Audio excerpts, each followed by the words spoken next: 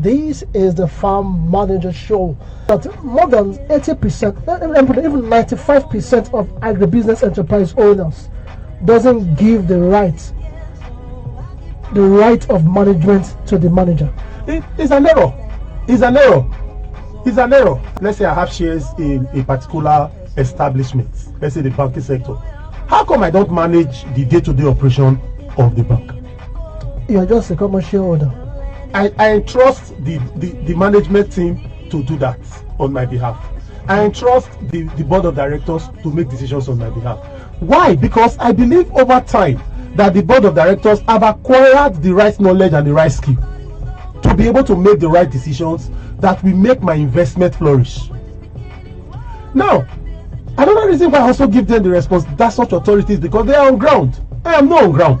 The first question that you need to ask yourself is, have you acquired the required skill and knowledge to function in that responsibility?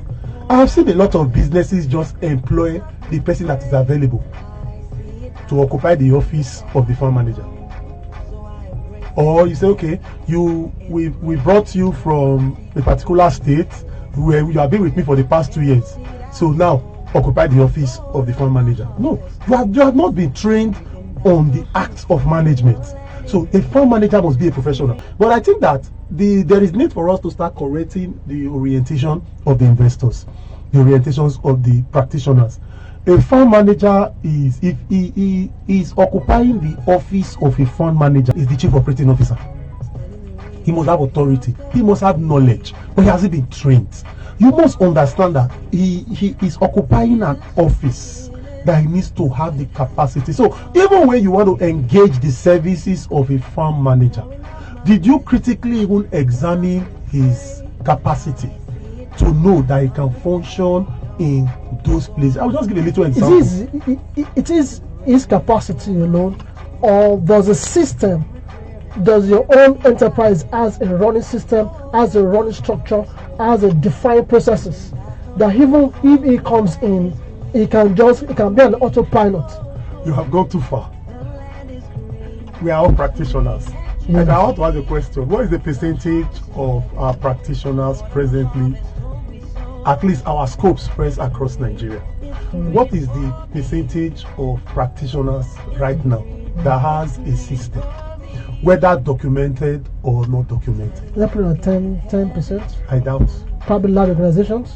Doubt. How many? No, if we are talking about, we are not talking about in volumes of yield. We're talking about practitioners in volumes of them. Even if we're talking about smallholder farmers, or we're talking about smaller, and an average practitioner in our spec is the man. The man is the system. The man is the system. The man is the system, and which is very wrong. So when you change the person running, automatically a new system comes up. Those are the things this program is going to correct.